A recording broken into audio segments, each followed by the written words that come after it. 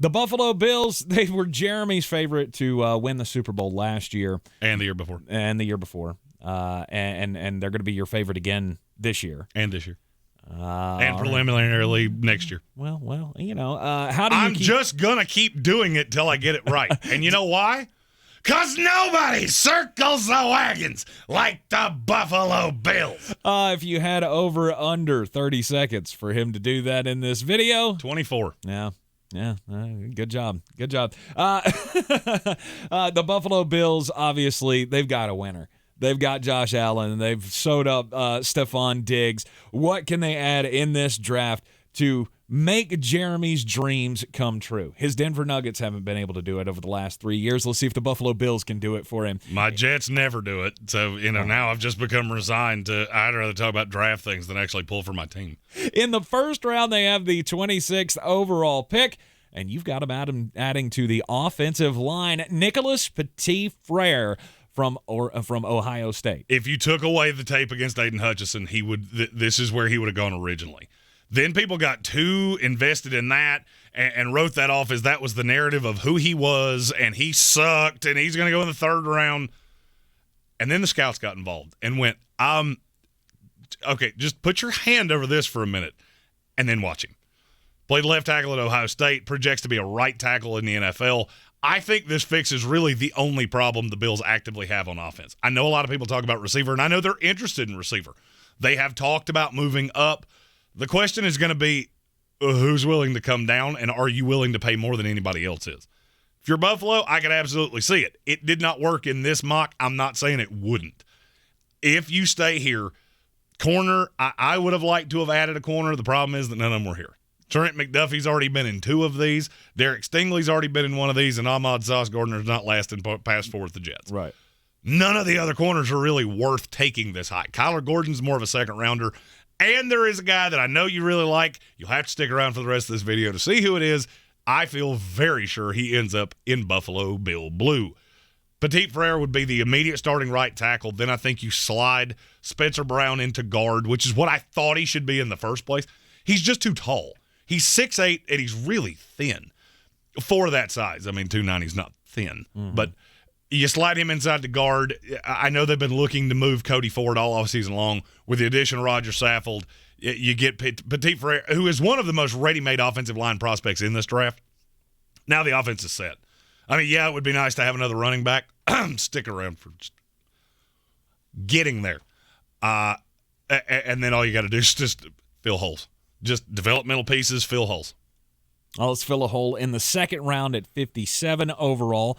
Tariq Woolen, cornerback out of UT San Antonio. This is a guy that I thought throughout the process, him and the next guy were both guys that I thought I was going to be able to keep to myself, and people weren't going to figure it out. Well, I was wrong.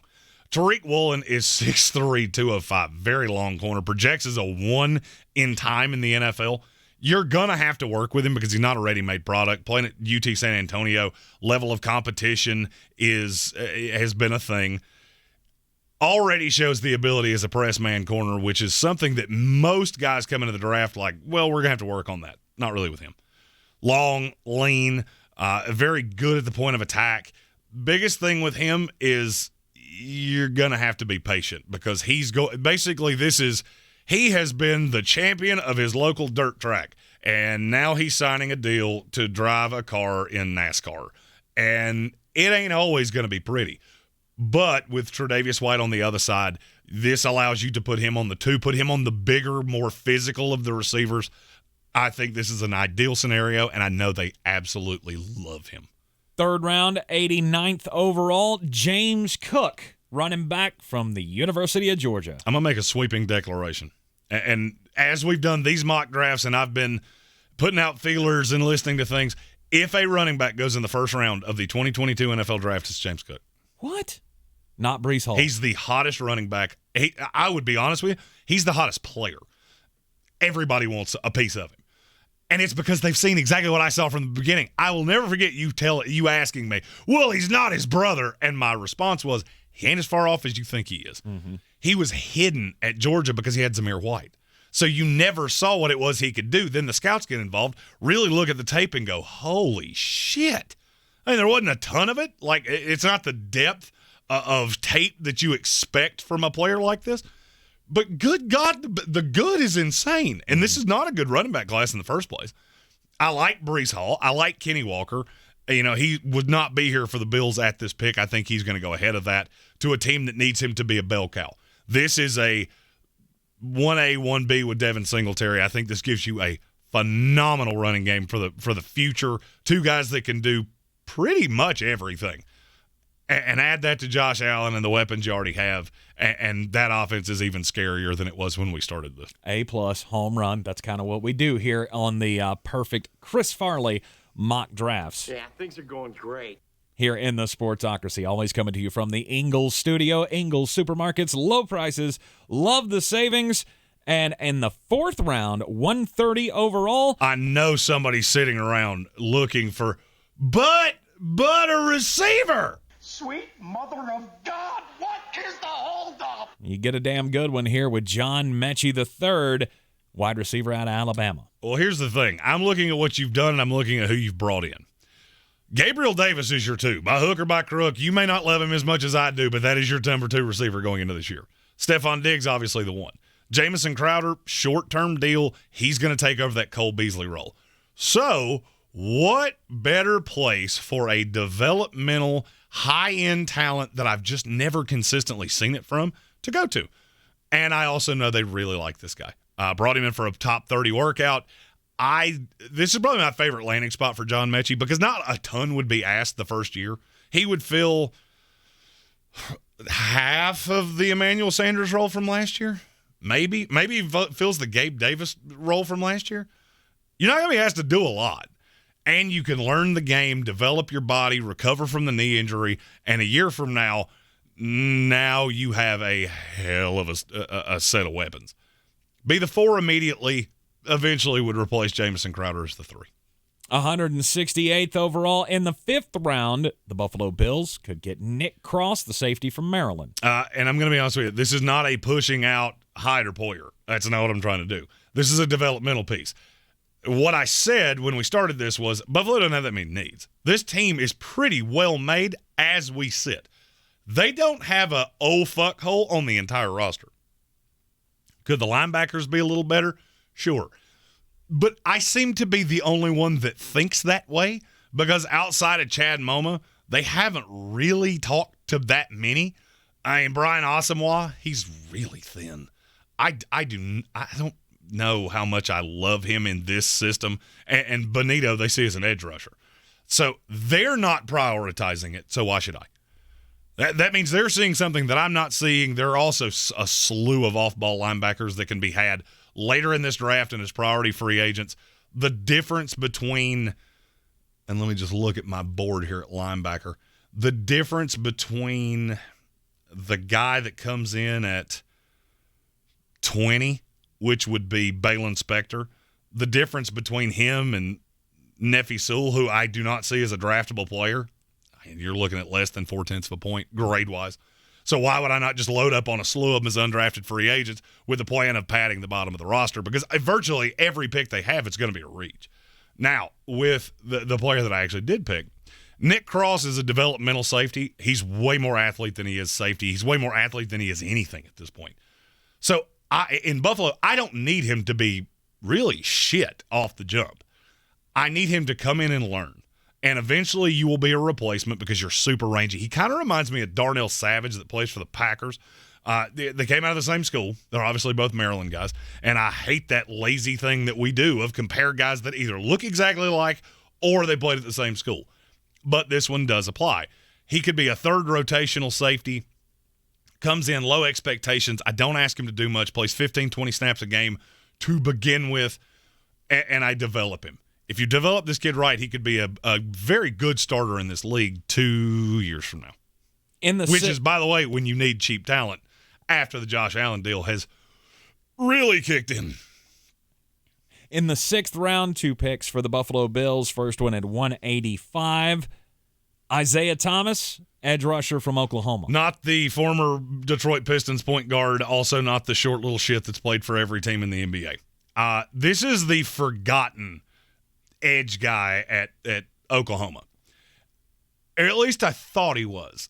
And then he's just been super popular in the process.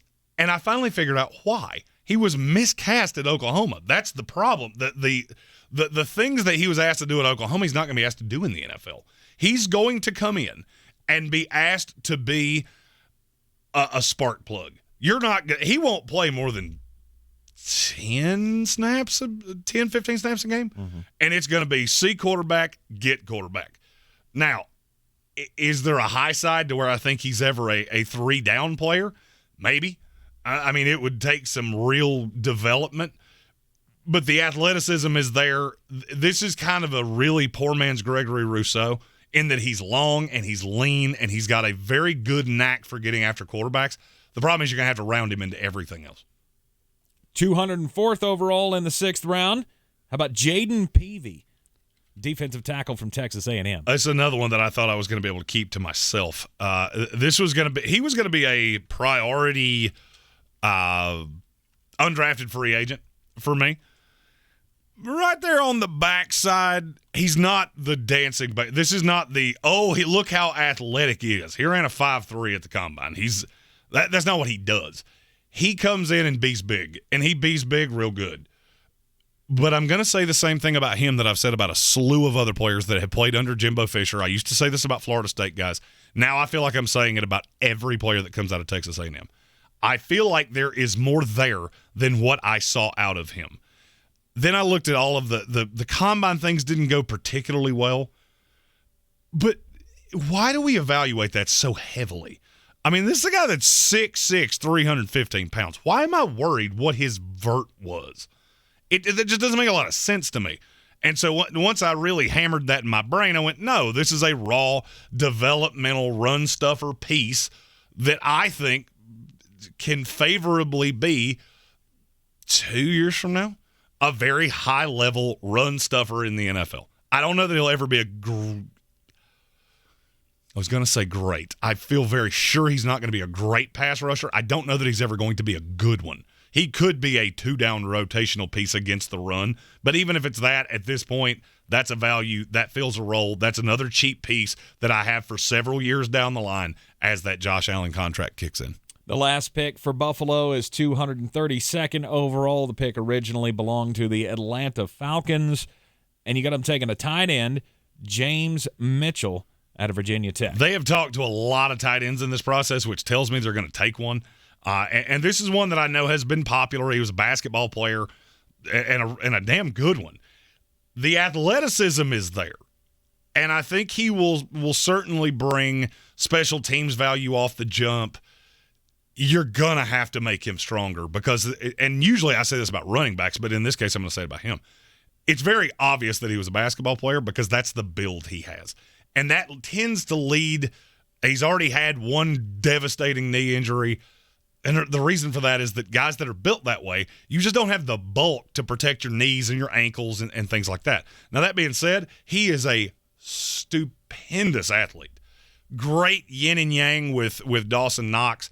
I think he would have a role early. He's just very different. You don't see a lot of tight ends like this. It kind of reminds me, to be really honest with you, it reminds me of Logan Thomas.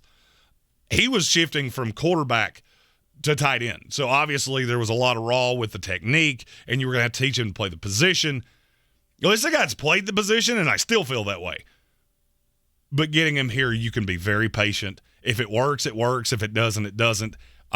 He does profile as a move tight end in the league, and I think he would be very good at that.